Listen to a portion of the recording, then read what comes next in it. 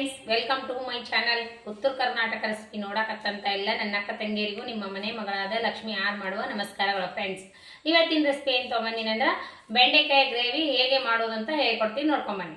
ಅದಕ್ಕೆ ಬೇಕಾಗಿರುವಂಥ ಇಂಗ್ರೀಡಿಯೆಂಟ್ಸು, ಮೊದಲನೇದಾಗಿ ಬೆಂಡೆಕಾಯಿ ಕ್ಲೀನಾಗಿ ತೊಳ್ಕೊಂಡು ಈ ರೀತಿ ಹೆಚ್ಚಿಟ್ಕೊಂಡಿದ್ದೀನಿ. ಈ ರೀತಿ ಹೆಚ್ಕೊಂಡ್ರೆ ಗ್ರೇವಿಗೆ ಸೂಪರ್ ಆಗುತ್ತೆ. ಆಮೇಲೆ 2 ಈರುಳ್ಳಿ ಸಣ್ಣದಾಗಿ ಕಟ್ ಮಾಡೀನಿ, ಕರಿಬೇವು, ಕೊತ್ತಂಬರಿ, ಟೊಮೊಟೊ 2 ಟೊಮೊಟೊ, ಆಮೇಲೆ ಮೊಸರು, ಗ್ರೇವಿಗೆ ಬೇಕಾಗಿರೋಕ್ಕೆ ಮೇನ್ ಮೊಸರು. ಆಮೇಲೆ ಮಸಾಲೆ, ಗರಂ ಮಸಾಲೆ, ಅರಿಶಿನ ಪುಡಿ, ಅಚ್ಕಾರದ ಪುಡಿ, ಆಮೇಲೆ ಧನಿಯಾ ಪೌಡರ್, ರುಚಿಗೆ ತಕ್ಕಷ್ಟು ಉಪ್ಪು, ಮಾಡೋದಕ್ಕೆ ಎಣ್ಣೆ, ಶುಂಠಿ ಬೆಳ್ಳುಳ್ಳಿ ಪೇಸ್ಟ್. ಹೀಗೆ ಹೇಗೆ ಮಾಡೋದಂತ ನೋಡ್ಕೊಂಬನ್ನಿ. ಬನ್ನಿ ಬೆಂಡೆಕಾಯಿ ಫ್ರೈ ಮಾಡ್ಕೋಣ.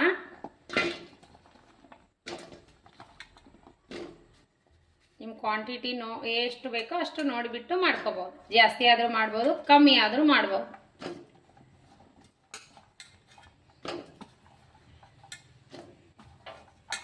ಇವಾಗ 2 ಸ್ಪೂನ್ ಎಣ್ಣೆ ಹಾಕ್ತಾ ಇದ್ದೀನಿ. ಬೆಂಡೆಕಾಯಿ ಚೆನ್ನಾಗಿ ಫ್ರೈ ಮಾಡ್ಕೋಬೇಕು. ಜಾಸ್ತಿ ಎಣ್ಣೆ ಹಾಕಿ ಹುರ್ಕೊಂಡು ಇವಾಗ ನೋಡಿ ಗ್ರೇವಿ ಮಾಡ್ಕೊಳ್ಳಿಕ್ಕೆ 4 ಸ್ಪೂನ್ ಎಣ್ಣೆ,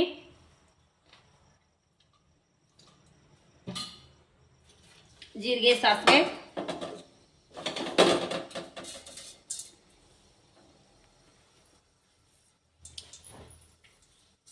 ಜೀರಿಗೆ ಸಾಸಿವೆ ಹಾಕಿನಿ, ಚಟ್ಪಟ ಅನ್ನತ್ತಲ್ಲ. ಇವಾಗ ಈರುಳ್ಳಿ ಹಾಕೋಣ. ಸಣ್ಣದಾಗಿ ಕಟ್ ಮಾಡಿರುವಂಥ 2 ಈರುಳ್ಳಿ. ಇವಾಗ ನೋಡಿ ಶುಂಠಿ ಬೆಳ್ಳುಳ್ಳಿ ಪೇಸ್ಟ್ ಹಾಕೋಣ.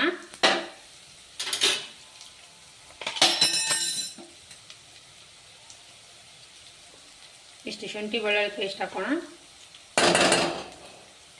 ಇವಾಗ ನೋಡಿ ಗೋಲ್ಡನ್ ಕಲರ್ ಬರೋವರೆಗೂ ಫ್ರೈ ಆದಮೇಲೆ ಟೊಮ್ಯಾಟೊ ಆ್ಯಡ್ ಮಾಡೋಣ.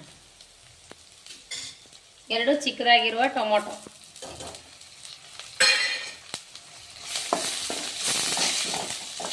ಈಗ ನೋಡ್ರಿ ಎಲ್ಲ ಫ್ರೈ ಆಗಿದೆಲ್ಲ, ಗೋಲ್ಡನ್ ಕಲರ್ ಬರೋವರೆಗೂ ಫ್ರೈ ಆಗಿದೆಲ್ಲ. ಇವಾಗ ಮಸಾಲೆಗಳು ಹಾಕೋಣ. ಈಗ ನೋಡ್ರಿ ಅರಿಶಿನ ಪೌಡರ್, ಆಮೇಲೆ ಧನಿಯಾ, ಆಮೇಲೆ ಅಚ್ಕಾರದ ಪುಡಿ. ನೀವು ಖಾರ ನೋಡಿಬಿಟ್ಟು ತಿಂತೀರಿ ಎಷ್ಟು ಹಾಕ್ಬೋದು. ಇವಾಗ ಗರಂ ಮಸಾಲ, ರುಚಿಗೆ ತಕ್ಕಷ್ಟು ಉಪ್ಪು ಹಾಕೋಣ. ಇವಾಗ ಚೆನ್ನಾಗಿ ಫ್ರೈ ಆಗಿದೆಯಲ್ಲ, ಇವಾಗ ಮಸಾಲೆ ಎಲ್ಲ ಫ್ರೈ ಆಗ್ಯದಲ್ಲ. ಇವಾಗ ಏನು ಮಾಡ್ಬೇಕಂದ್ರೆ ನಾವು 1 ಬಟ್ಲ ಮೊಸರು ಆ್ಯಡ್ ಮಾಡೋಣ. ಇದರಲ್ಲೇ 1 ಬೌಲ್ ಮೊಸರು.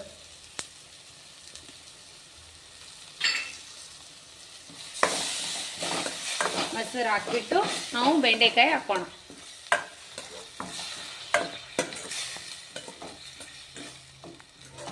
ಇವಾಗ ನೋಡಿ ಸ್ವಲ್ಪ ಫ್ರೈ ಆಯ್ತು.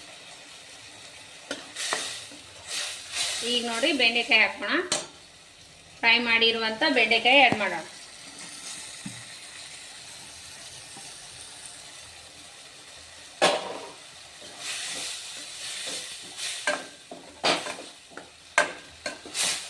ಇವಾಗ ನೋಡಿ ನಮ್ಗೆ ಗ್ರೇವಿ ಎಷ್ಟು ಬೇಕೋ ಅಷ್ಟು ಸ್ವಲ್ಪ ನೀರು ಹಾಕೋಣ. ನಮ್ಗೆ ಎಷ್ಟು ಗ್ರೇವಿ ಬೇಕೋ ಅಷ್ಟು ನೀರು. ಅನ್ನದ ಜೊತೆ, ಚಪಾತಿ, ರೊಟ್ಟಿ ಜೊತೆ ಸೂಪರ್ ಕಾಂಬಿನೇಷನ್.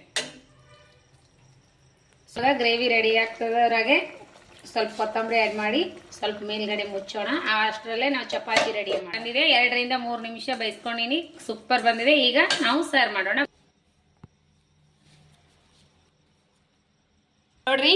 ನೋಡ್ರಿ ಫೈನಲ್ ಆಗಿ ಗ್ರೇವಿ ಸೂಪರ್ ಆಗಿ ರೆಡಿ ಆಗಿದೆ. ನೋಡಿ ಯಾವ ಥಿಕ್ನೆಸ್ ಬಂದಿದೆ ಅಂತ. ಸೂಪರ್ ಬಂದ ನೋಡ್ರಿ. ಈ ರೀತಿ ಮಸ್ತ್ ಅಂದ್ರೆ ಮಸ್ತ್ ಆಗಿದೆ. ಗ್ರೇವಿ ನೋಡಿದ್ರೆ ತಿನ್ಬೇಕು ಅನಿಸ್ತದೆ. Super gravy. ಬರೀ ಚಪಾತಿ ಜೊತೆ ನಾನು ಬೆಂಡೆಕಾಯಿ ಗ್ರೇವಿ ಮಾಡಿದ್ದೀನಿ. ಸೂಪರ್ ಆಗಿದೆ. ಮಗ ಟೇಸ್ಟ್ ಮಾಡು, ಮಗನಿಗೆ ಟೇಸ್ಟ್ ಮಾಡಕ್ಕೆ ಕೊಡ್ತೀನಿ. ಚಪಾತಿ ಗ್ರೇವಿ ಇಷ್ಟ ಆಯ್ತಾ?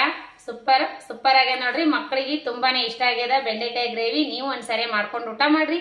ನಿಮಗೆ ಏನ್ರಿ ಇಷ್ಟ ಆಗಿತ್ತಂದ್ರೆ ದಯವಿಟ್ಟು ಒಂದು ಲೈಕ್ ಮಾಡ್ರಿ, ಶೇರ್ ಮಾಡ್ರಿ, ಸಬ್ಸ್ಕ್ರೈಬ್ ಆಗ್ರಿ. ಮಸ್ತ್ ಅಂದ್ರೆ ಮಸ್ತ್ ಆಗೈತಿ. ಗ್ರೇವಿ ಮಾತ್ರ ಸಿಂಪಲ್ ಆಗಿ ಟೇಸ್ಟಿಯಾಗಿ ಬರುತ್ತಾ.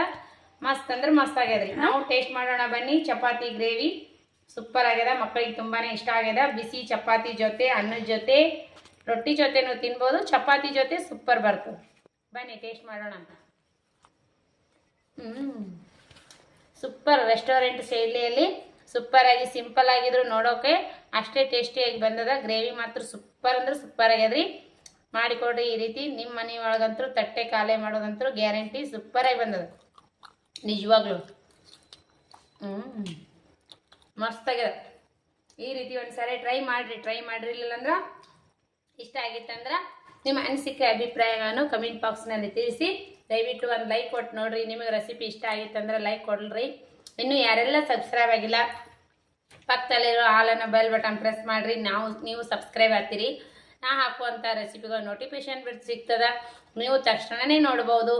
ನಾ ಹಾಕುವಂಥ ರೆಸಿಪಿ ಇಷ್ಟ ಆಗಿತ್ತಂದ್ರೆ ನಿಮ್ಮ ಅನಿಸಿಕೆ ಅಭಿಪ್ರಾಯಗಳನ್ನು ಕಮೆಂಟ್ ಬಾಕ್ಸ್ನಲ್ಲಿ ತಿಳಿಸಲೇಬೇಕು. ಮತ್ತೆ ಮುಂದಿನ ರೆಸಿಪಿ ಒಳಗೆ ಸಿಗೋಣ ಫ್ರೆಂಡ್ಸ್. ನಮಸ್ಕಾರ, ಬಾಯ್.